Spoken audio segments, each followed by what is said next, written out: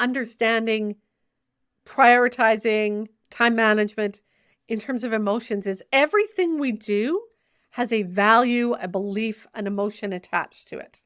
So if I have on my agenda time to work on a proposal and my thoughts are, I don't know what I'm doing, I'm way in over my head, I've never written a proposal before, it's going to look sloppy, people are going to judge me. All of those thoughts are creating the emotion of doubt, fear, hesitation, and I'm probably going to procrastinate. Welcome to the 4th episode of the Invest in Your Leadership Excellence series, where we are talking about managing priorities, because effective leaders manage their own energy, their own focus, their own tasks, and they help their people to do the same. In this series, we've been talking about the 3 pillars that you need to invest in: time, energy, money, focus, that you need to invest into these 3 pillars so that you can lead with excellence. Those areas are manage yourself, manage your people or your team, and manage your priorities, theirs and yours. And when you do this, when you learn to invest in all of these 3 areas and start really putting some energy, focus, some time, some money into these areas, you're going to build your confidence,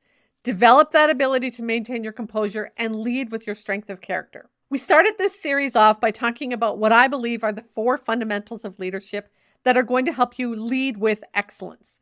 And those are: be yourself, develop yourself, take care of yourself, and teach others to do the same. How do you do that?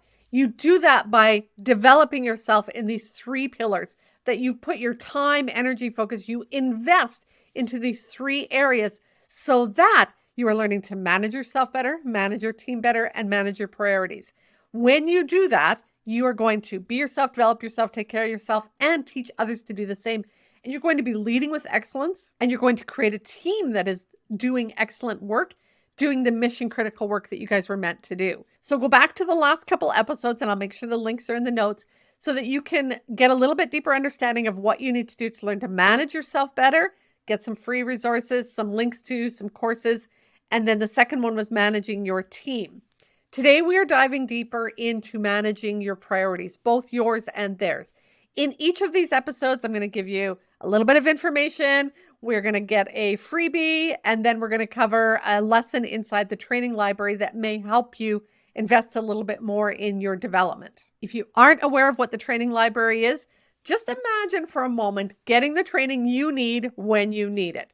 That's what the training library is. It is a membership site where you have access to on-demand courses, training, webinars, worksheets that help you lead with confidence, that help you learn to develop those skills and strengths that you probably weren't taught or don't have access to. And you can get them just like this and learn to be a better leader and excel. More about that in a moment. I want to talk for a moment about managing priorities. You have a lot going on, and so do your people. And it's easy to just jump in and deal with whatever crisis, fire, person screaming loudest, squeakiest wheel jumps in your path. And that's often how we do it in our nonprofit leadership roles. We just come to work, we show up, and whatever gets thrown at us, we start whacking moles. We hit this fire and deal with this crisis and send this email and run to this meeting. And we spend our days in reactionary mode. And it's no wonder at the end of the day, we just feel frazzled because we've spent the day on high alert. Our adrenaline has been pumping and we have been stressed out all day. And what happens in that state is we do a lot of shallow work. We're reacting to things, but we're never slowing down and getting into what's called deep work. We're never spending an hour focusing in on this one performance appraisal or project that we need to focus on. And if we do have the luxury of that hour, we're checking email in between and somebody's knocking on the door. And again, we're never getting into that place where we get into what's called the flow state. When we're in the flow state, we really start to settle in and the world goes quiet. We lose track of time and we actually get access to more of that creativity, more of our wisdom. We're better able to make decisions. And we need to create space in our calendars to get into that place more and more frequently because we certainly do not spend enough time there. So I'm going to give you 3 strategies to help you be more productive. The first one is to identify your productive times. When are you most productive? When do you have the most energy, the most focus? When are you able to plow through things? And when does your energy and your focus fade? It also might be, when are you likely to get the most interruptions? So if you think about the culture of your organization, the structure of your work days, when are people coming and, knocking on your door saying, hey, do you have a minute? Or my office used to be right at the front door. So in the morning when people were coming in, everybody said, hi, good morning. How you doing? Same thing at the end of the day. Bye, see you later. And that was a hard time to focus. It was a good time for relationship building. It wasn't that I wanted to shut the door necessarily during that time. That was a time when I wanted to connect with my people. An hour into the day, 9, 10 o'clock, once everybody got settled in their own space, I could find that time to really sink into a deeper project and get some focus. Now, here's what many of us are doing. We're scheduling meetings during our most productive time, or we're doing email during our most productive time. We're not using that time wisely. So the first thing I want you to do is think about energetically, focusedly, time-wise, interruptions-wise, when is your most productive time? The second thing I want you to do is schedule those peak performance things into that time. So if you are filling out a proposal, writing a discipline letter, doing some spreadsheet work that you need to think about, doing some strategic planning, thinking about a training or staff meeting that you've got coming up and you're trying to figure out how to do it. Schedule that thinking time into that time slot when you're most productive. The third thing I want you to do is use your willpower wisely. Inside my membership site, the Training Library, there is a course called Willpower Essentials, Getting Done What Matters Most.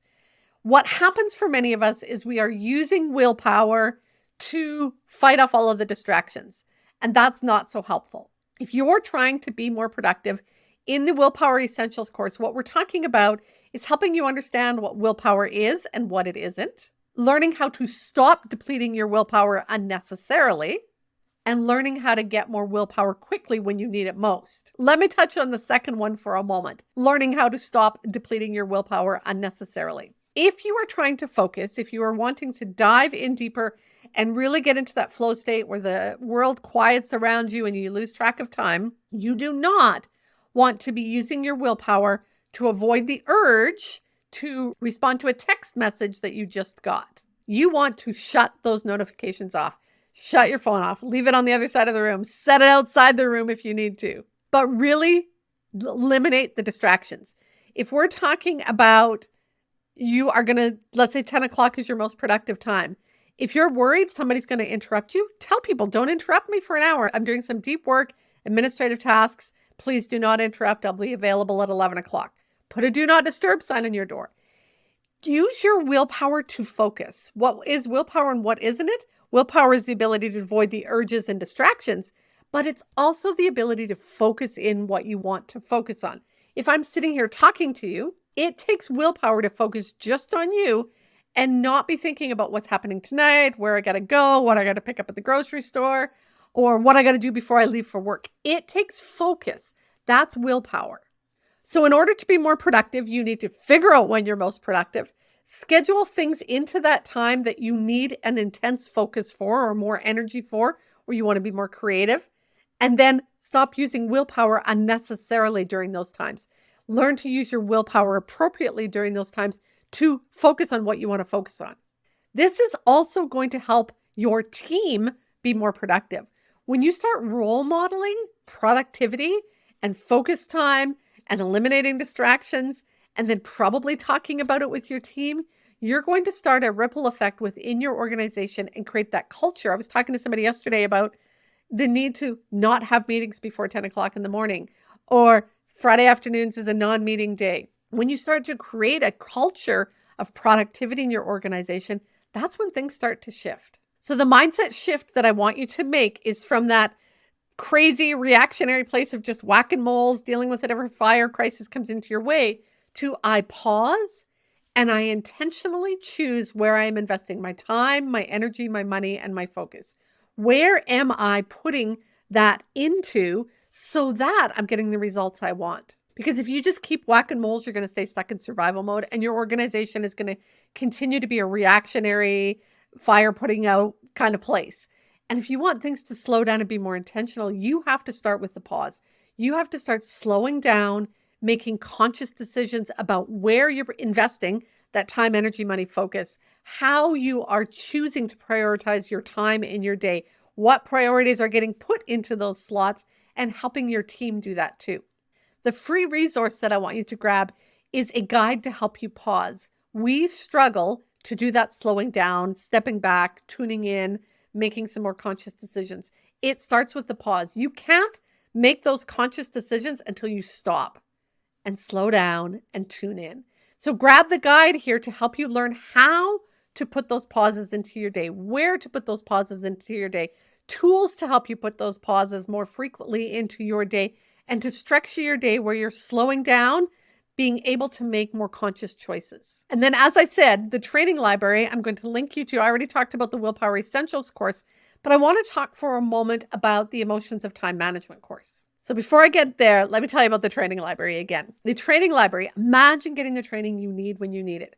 When you are struggling with productivity, when you are going to have one of those conversations with a difficult person, when you are needing to figure out how to better manage your staff, manage staff meetings, manage one-to-one meetings, when you are needing to look at being more emotionally intelligent, more socially intelligent, when you want to make value-based decisions, when you want to learn decisive decision-making, all of that is in the training library already. And when you join, and again, this is an investment of $19.97 a month, not a lot, and then your time and your energy. You need to invest in doing these courses. And again, they're on-demand courses. You fit them in wherever you want to. So you might want to dive into the Emotions of Time Management, which is 9 lessons of, I think there's 9 videos that are 10 minutes each-ish in that range, and then worksheets. The key to doing this work is doing the worksheets, doing the self-reflective practice. And so inside the training library, there are tons of worksheets to help you, to guide, to do that self-reflective work. So for thinking of the Emotions of Time Management course, you're going to slow down and start to look at how you make decisions about your time. That starts with your values. What's important to you? If relationships are the most important thing to you, you're probably going to invest more into that. If you are an overachiever with high expectations, you're going to be do, and you're going to invest more time in getting things done. And it's going to take you a little bit to come over here and do this. But the key to understanding prioritizing time management in terms of emotions is everything we do has a value, a belief, an emotion attached to it. So if I have on my agenda time to work on a proposal, and my thoughts are, I don't know what I'm doing, I'm way in over my head, I've never written a proposal before, it's going to look sloppy, people are going to judge me. All of those thoughts are creating the emotion of doubt, fear, hesitation, and I'm probably going to procrastinate. I'm probably not going to do it. The same is true if I have something on my to-do list around addressing an issue with one of the staff, and I know I need to schedule time with that staff. It might just get put off because the thoughts and the emotions are, I'm going to lose it in this meeting, or she's going to attack me. And that creates that fear or the dread. The emotions play a key role in how we use our time, schedule our time, and are productive. And the better you understand that and understand your own emotions, your values, your beliefs. I was talking to a client who was born in Canada, but family is an immigrant family. And there's a belief system around the immigrant history that they bring to their decision making.